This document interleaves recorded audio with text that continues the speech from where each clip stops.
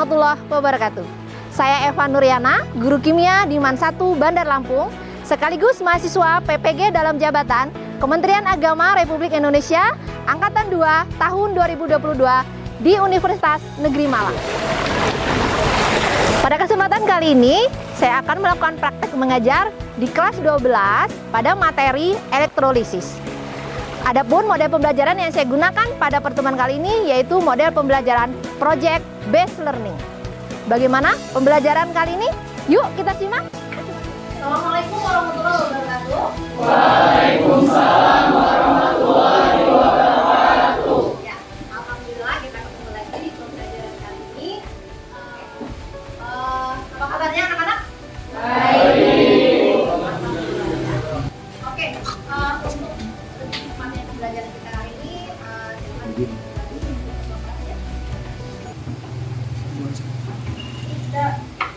A'udzubillahi minasyaitonirrajim. Bismillahirrahmanirrahim. ya. Oke, selanjutnya Ibu ingin mengecek kehadiran kalian dulu. Kira-kira saya bisa lihat hari ini tidak hadir ya.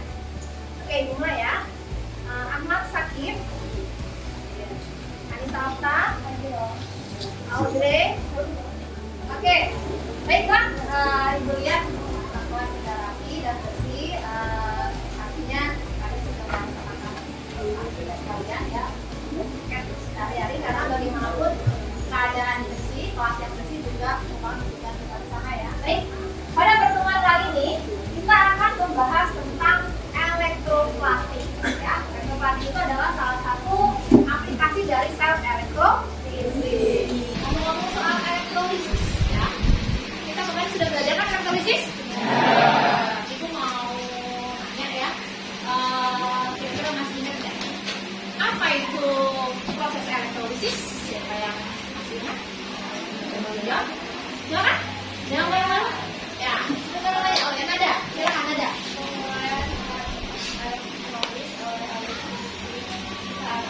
Ya, penguraian zat elektrolit oleh arus listrik. Oke, boleh. Ada lagi yang apa sih bedanya elektrolisis dengan sel pulsa? Kan sama-sama elektrokimia. Ada yang mencoba menjawab? Coba. Najwa. Silakan. Kalau secara elektrolisis itu berlangsung secara tidak spontan, tapi kalau yang sel pulsa itu berlangsung secara spontan. Oh, dilihat dari kespontanan reaksi. Oke, boleh. Kemudian ada lagi yang menambahkan. Oke, Bu Laila, silakan. Itu bedanya di katoda sama anodanya. Kalau di elektrolisis, katodanya itu negatif, anodanya ditutup positif. Kalau di sel pulsa itu katodanya ditutup positif, anodanya ditutup negatif. Oke, sip, betul, kita lihat terus. Nanti kita akan membahas juga tentang ada kaitannya aplikasi untuk perhitungan yang menggunakan kuku Faraday. Oke, apa sih kunci dari kuku Faraday atau pernyataan dari kuku Faraday? Udah siap kali semangat ya? Ya, silakan. Baiklah.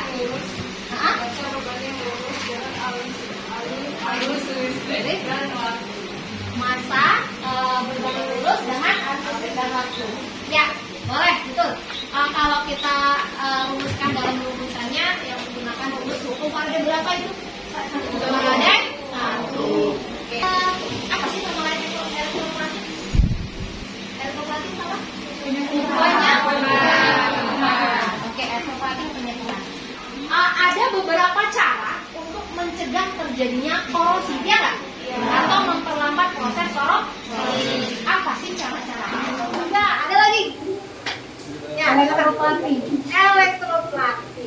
Ya.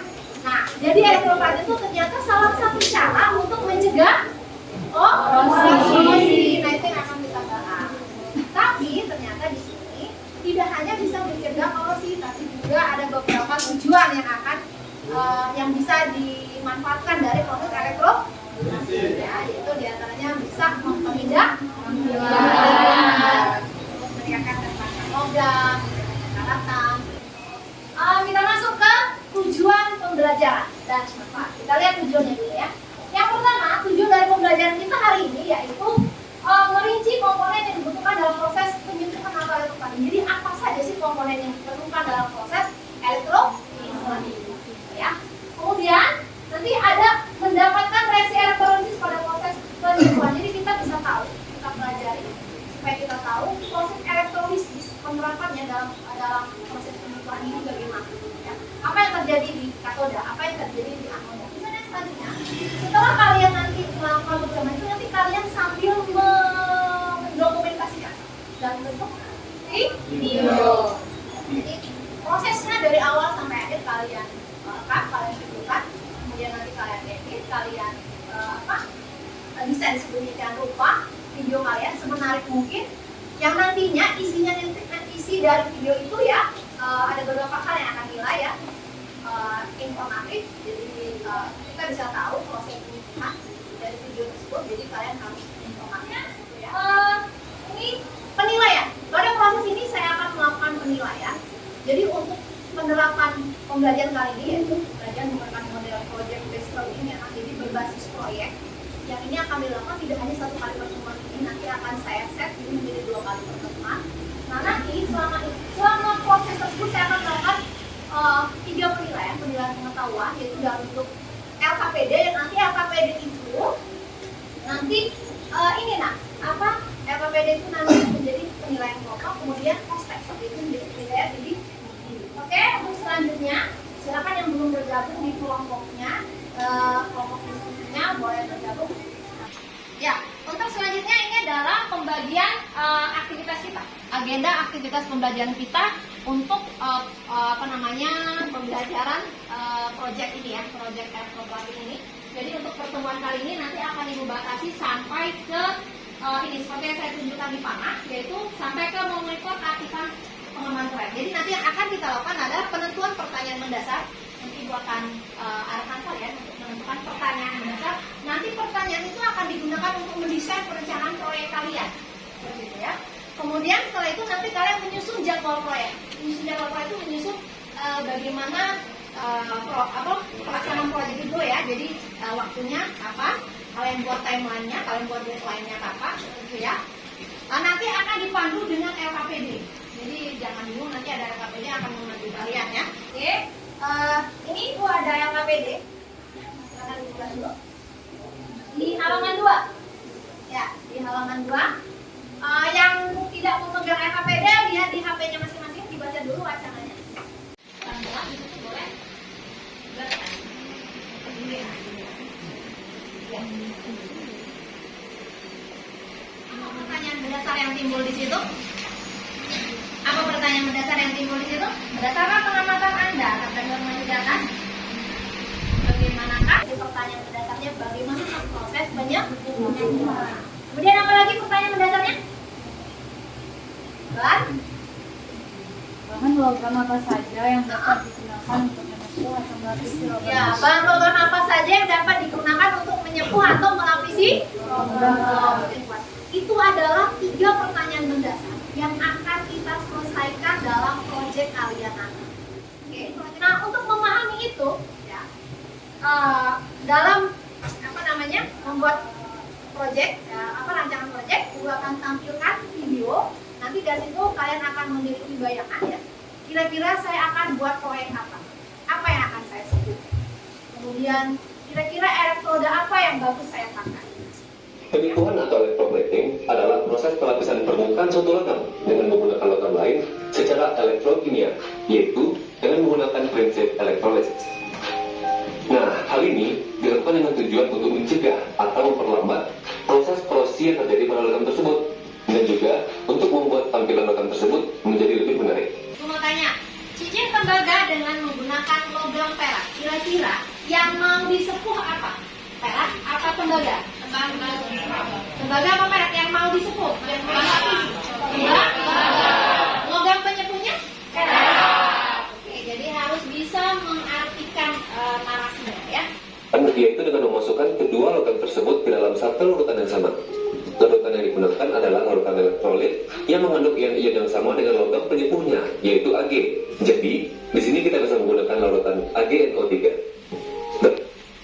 Tembaga akan ditutup negatif.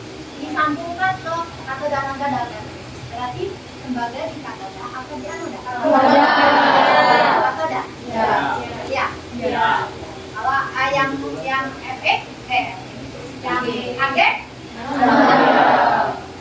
Oke. Memahami? Silakan boleh untuk dikerjakan, mulai dikerjakan prosedur rancangan prosedur percobaannya. Silakan. Untuk membantu silakan gunakan bahan ajar yang sudah ibu berikan ya, sudah ibu share, atau boleh googling ya, atau boleh googling, boleh. Itu pakai apa? Pakai cincin. Cincin paku.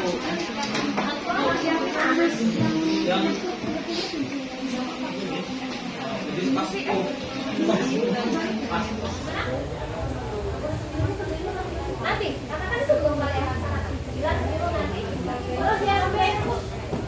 Iya, bisa nggak? Iya, di tangannya di sini ada. Siapa cek? Apa cek?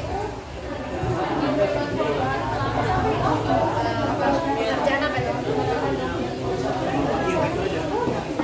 Sebenarnya sih hari ini sudah termasuk ya. Hari ini. Ya, waktu pengerjaan proyek hari ini sudah termasuk karena ini juga kan rancangannya. Ini mau dipakai apa? Bahan besi. Terus logam pelapisnya mau pakai apa? Tembaga. Kenapa pakai tembaga? Nah, mudah dicari, lebih murah juga. Kenapa nggak pakai emas? Emas mahal.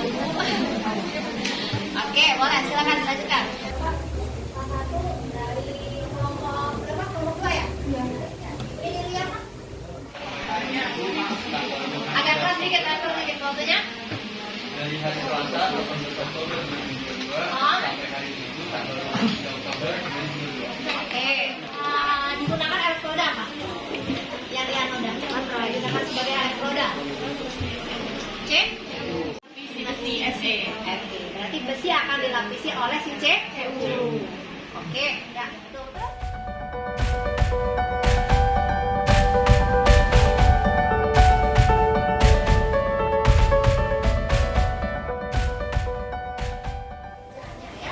Oke, saya sangat mengapresiasi apa yang kalian lakukan hari ini, perjalanan kelas kalian ya dalam diskusi kelompoknya. Oke, ya kita sedikit menyimpulkan pembelajaran kita hari ini.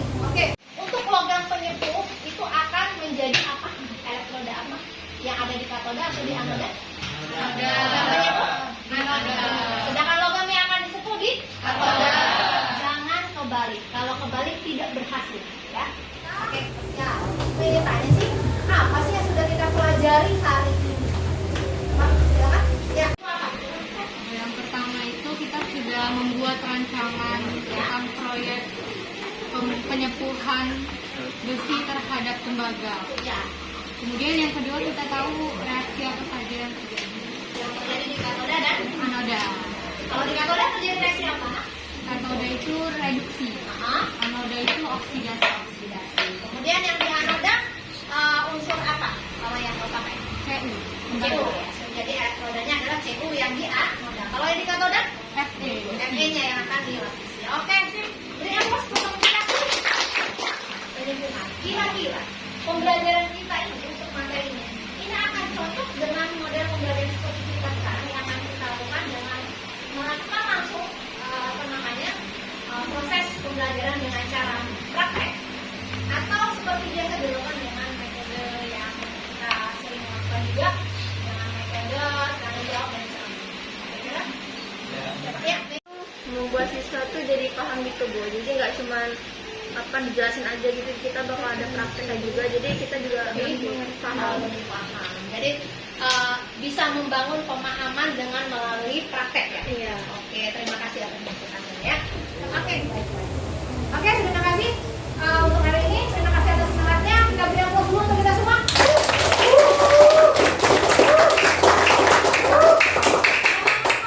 Jangan lupa itu jadwal proyek yang sudah dijadwalkan dikerjakan, ya, dikerjakan sesuai waktunya. Kemudian dimohon dengan sangat tanggung jawabnya, ya, kedisiplinan tanggung jawabnya di setiap individu di dalam kelompoknya. Jangan dibiarkan temannya hanya beberapa yang